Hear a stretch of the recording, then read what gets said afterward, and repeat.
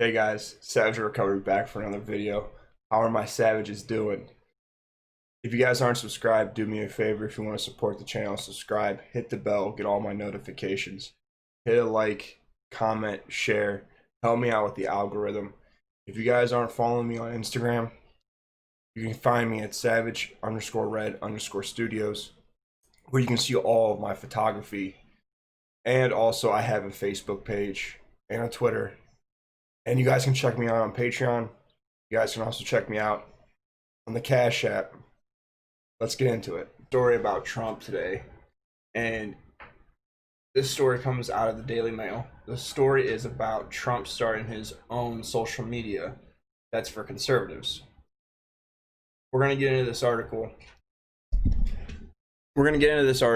Because I think this is going to be really key, because a lot of conservatives are being banned and blocked and shadow banned on YouTube. I've been working on my life outside of these videos, but also I've been concerned about covering things lately because I have very not so friendly content on this platform, and people like me get blocked and shadow banned and their accounts get taken down. And with the election going on, there's already been multiple purges of controversial right-leaning content. So I'm not exactly sure how I'm going to navigate through this space, but I'm committed to getting back in and letting this go until I get banned, just because why not? So let's get into this article, guys. And as always, how are my savages doing today? So right here, here's the article. Trump's conservative media empire. President is planning to start his own social media company to rival Twitter, alongside a news network, in response to Jack Dorsey repeatedly flagging his tweets.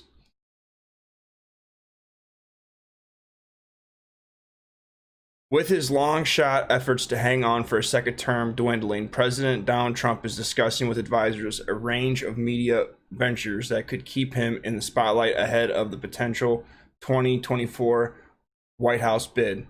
He is considering starting a new television channel or a social media company to compete with those who have betrayed him and stifled his ability to communicate directly with Americans, according to several advisors. I think every option is on the table for a social media to a media company to him, announcing he's running for president the day he leaves, said Republican official who has been taking part in the meetings with Trump campaign advisors. So now I do believe that it is possible that Trump would want to make another media company or to make a social media, but I don't take this report as fact, because a lot of the time when you hear stuff about Trump, it's from anonymous sources, and a lot of the time these anonymous sources don't exist, and the media is really good at being dishonest about stories and quoting anonymous sources.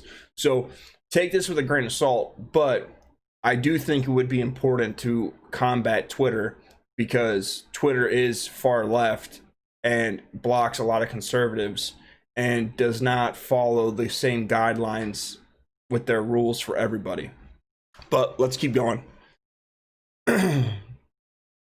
Trump has repeatedly discussed with his advisors a plan to start a social media company to compete with Twitter, whose politics have led to a content warning post on some of his tweets. Jack Dorsey. In the days following the election, many of Trump's tweets disputing the results were hidden by the service and can only be viewed by clicking on the warning. At a meeting with his campaign advisors a couple of months ago, Trump talked about the technology that would be needed for a conservative version of Twitter, and how the actual platform behind Twitter would be easy to mimic. A Republican official at the meeting said, "A number of apps have already launched as conservatives' free speech alternatives to Twitter, including Gab, MeWe, and Parler. Parler has gained the most traction, doubling its membership to about 8 million since the election, but that remains a fraction of Twitter's 187 million daily active users. Ultimately, Trump himself can be a major competitive advantage for a potential new social network if he were able to attract a sizable portion of his 88 million Twitter followers. Trump has also been considering whether to start a new television news channel to rival Fox after the president became disenchanted with the conservative network. Trump has complained his programming lacked a universal Trump perspective. So here are some of his tweets. Some or all of the content shared in this Twitter is disputed and might be misleading about the election or civic process.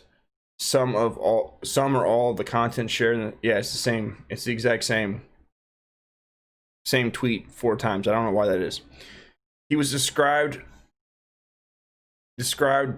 by aides as upset as Fox over its decision to call the election in Arizona for Biden last week when the results were far from clear.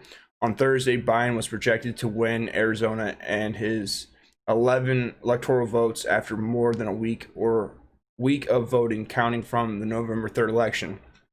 On Friday, with calls of Georgia for Biden and North Carolina for Trump, the final election vote tally stood at 306 for Biden to 232 for Trump.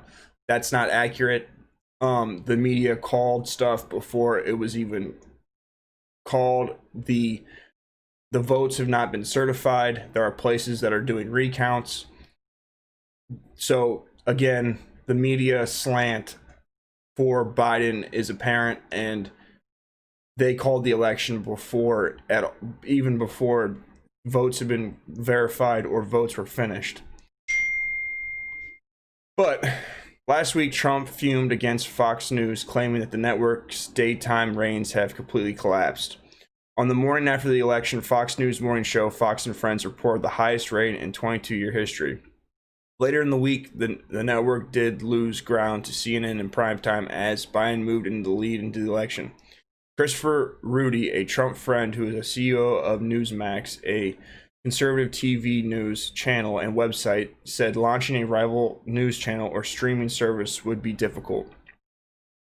I'm not sure the people around him appreciate the challenge that might involve, Rudy said, adding his company was open to talking to Trump about a show on Newsmax. The president is an incredible draw, Rudy said. He has a huge fan base, unlike any political figure in American history. Trump prefers platforms that allow him to present an unfiltered message. He can previously mused about broadcasting a daily radio program from the White House, and the idea advanced to the point where officials were talking about how to pull it off, according to an official familiar with the discussion. Ultimately, the idea was set aside because of the logistic concern, and the official said, such as it's difficult of blocking off an hour of the president's schedule every day for the program. In the near term, Trump is expected to campaign on behalf of Republican U.S. Senator candidates in Georgia ahead of January 5th runoff election that will be determined. Whether Republicans hang on to the control of the chamber, the president's aides say. Trump has not conceded the election to the Democrat rival Joe Biden, who on November 7th was projected to clear the 270 electoral college votes threshold to win the presidency and be sworn in on office January 20th. Trump has claimed without evidence that the voting has upset by widespread fraud, but election officials report no serious security issues. That's a lie. Trump is not saying that there's widespread fraud. Trump is stating that there is fraud and there is shenanigans that are going on in these companies. And the companies, the votes, poll watchers not being allowed in, there's plenty of evidence that something nefarious was going on. And not even that, but before Biden won and before the election, Hillary Clinton told Biden not to concede at any reason. Twitter said that if Trump tried to claim victory before all the votes were counted, they would block him. So why is it that everyone on the left is saying that Biden was able to call it before it was counted and not to concede, but when Trump doesn't concede, he's an evil man?